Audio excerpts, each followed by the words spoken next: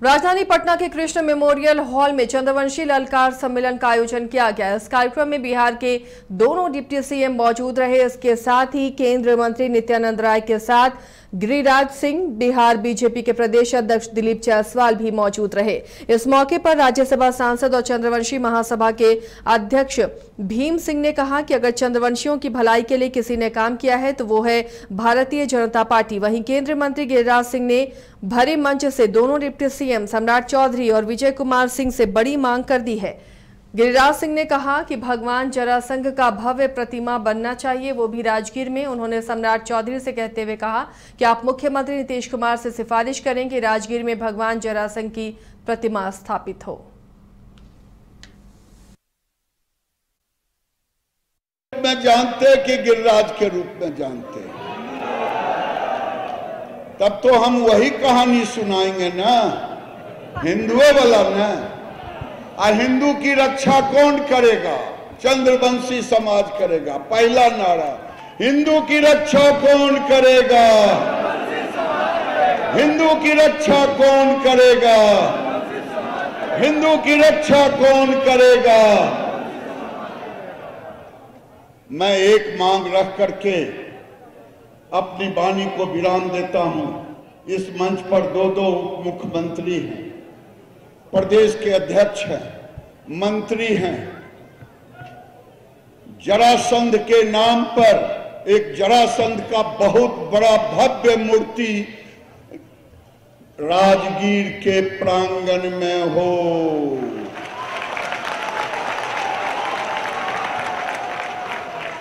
आप लोग समर्थन देते हैं? समर्थन देते हैं? मैं कहूंगा माननीय मुख्यमंत्री जी को, उप मुख्यमंत्री जी कह दें, राजगीर में भी थोड़े सा सटा दे नाम, राजा जरासंध राजगीर। क्या ये होना चाहिए? होना चाहिए। ये लोग कहता है कि हम बैकवर्ड के पार्टी हैं। कैसे हो? अगर बैकवर्ड के पार्टी हो, और हम भी भूल से कुछ दिन माने थे, तो क्या होगा?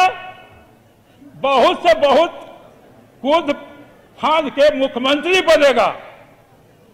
लेकिन भारतीय जनता पार्टी देश का सबसे बड़ा प्रधानमंत्री भी बैकवर्ड समाज को दिया है। तो तुम नेता विरोधी दल बना के बिहार में बैकवर्ड के पार्टी हो, और भाजपा प्रधानमंत्री बना के फॉरवर्ड की पार्टी है। ये सबकी पार्टी है। और मैं कहना चाहता हूं कि भाजपा में किसी का भी नंबर आ सकता है, यहां के नेता कोई भी बन सकते हैं। भाजपा फॉरवर्ड की पार्टी कैसे है? आप देख लीजिए, मध्य प्रदेश में डॉक्टर मोहन यादव कोई फॉरवर्ड नहीं, बैकवर्ड है, वो हमारा मुख्यमंत्री है। इसलिए हम सभी लोगों से आग्रह करेंगे, निवेदन करेंगे, और भीम सिंह जी जैसा नेतृत्व है तो जरूर हमको स्वस्थ है। भीम सिंह जी हो, डॉक्टर प्रेम हो, प्रमोद कुमार हो, सब लोग मिलकर बिहार में चंद्रवंशी समाज के जो अधूरे सपने, इसको पूरा करने का काम किया जाएगा।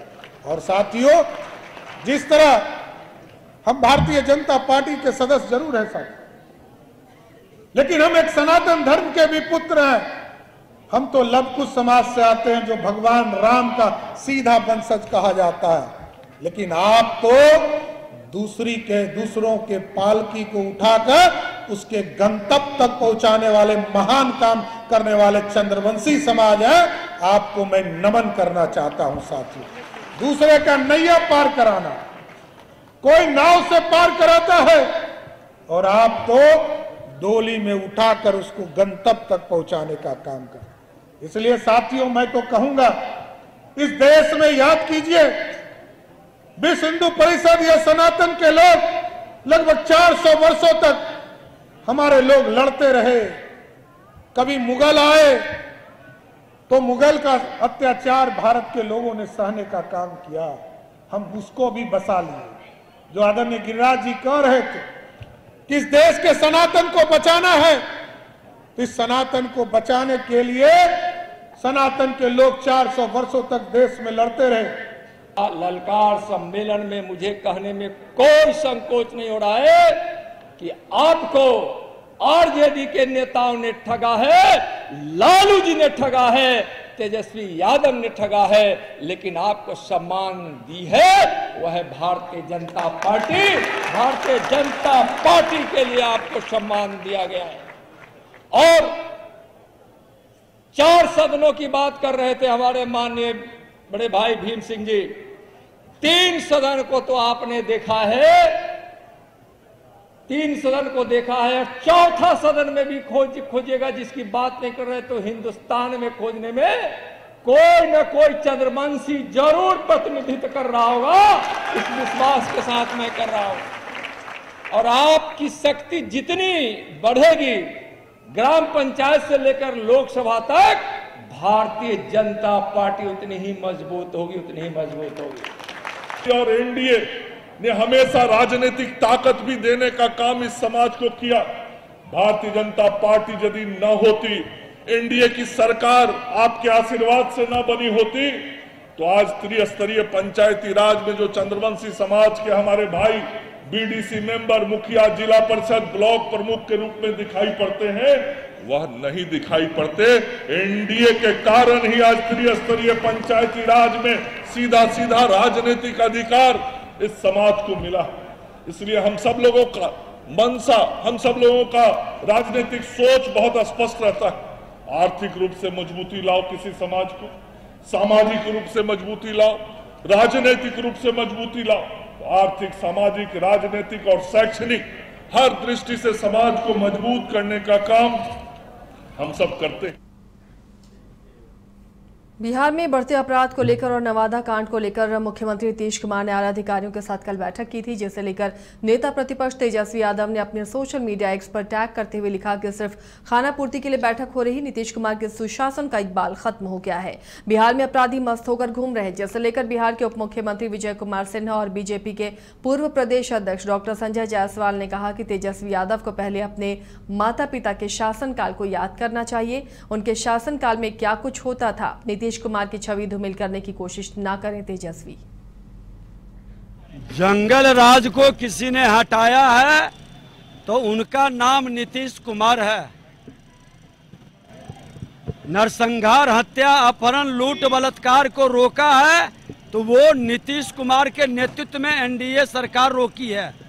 इसलिए तेजस्वी यादव जी, आपके लोगों के द्वारा जो अराजकता उत्पन्न की जा रही है उस पर भी कमांड नीतीश कुमार जी के नेतृत्व में होगा। बिहार में हर स्थान पर कार्रवाई होती है।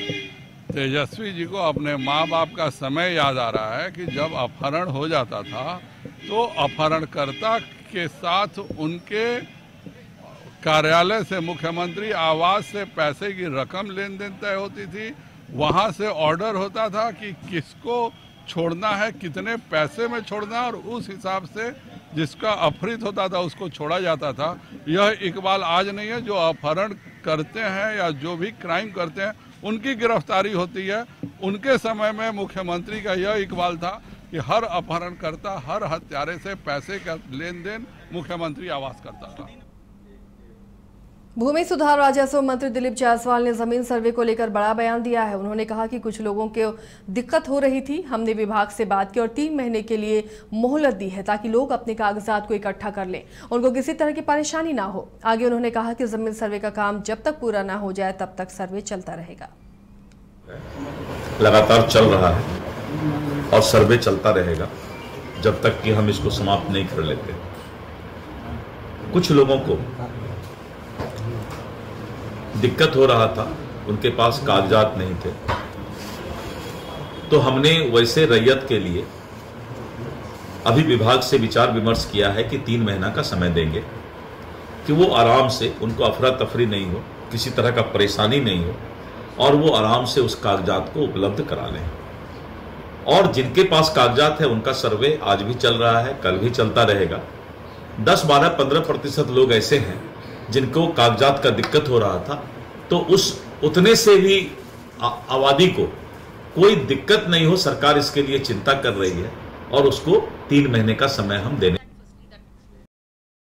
प्रधानमंत्री आयुष्मान भारत योजना की तर्ज पर बिहार के मुख्यमंत्री जन आरोग्य योजना की शुरुआत राज्य के स्वास्थ्य मंत्री मंगल पांडे ने की। इस योजना से 58 लाख से अधिक राशन कार्ड धारियों को इसका फायदा होगा। 6 साल पहले प्रधानमंत्री नरेंद्र मोदी ने गरीबों को बड़ी राहत देते हुए आयुष्मान भारत योजना शुरू की थी। अब बिहार में मुख्यमंत्री जन आरोग्य योजना शुरू की गई है, जिसमें 5 लाख तक का इलाज मुफ्त होगा। सम्मानित किए जा रहे हैं। जब ये अनुभव में आया कि आयुष्मान योजना के तहत राशि की बढ़ोतरी की जानी चाहिए तो उसकी बढ़ोतरी भी की, और इसी बीच में ये भी जनता की तरफ से आया कि कई बीमारी उसमें नहीं थी उस सूची में, उन बीमारियों को भी जोड़ने का काम किया। तो जहां पहले 1393 था, वो अब बढ़ के 1669 प्रकार के रोगों का इलाज इस योजना के तहत हो रहा है। आप समझ सकते हैं 1669 प्रकार की बीमारी का इलाज हम इस योजना के तहत लोगों को दे सकते हैं। तो कितना बड़ा राहत का काम हम सब लोग कर रहे हैं। और अभी भारत की सरकार ने इसी महीने की 11 तारीख को एक बड़ा निर्णय लिया। उस निर्णय के तहत, हालांकि घोषणा पूर्व में हुई थी, उस निर्णय के तहत 70 वर्ष से ऊपर आयु के जो भी है, वो एपीएल हो, बीपीएल हो, मेल हो, फीमेल हो, कोई हो, तो सभी 70 वर्ष से ऊपर के लोगों के लिए मुफ्त में इलाज होगा। 5 लाख रुपए तक का इलाज उनको उसी तरीके से दिया जाएगा जैसे आयुष्मान कार्डधारी और लोगों को दिया जाता है। पूरे देश में लगभग 6 करोड़ लोग को इसका लाभ मिला है।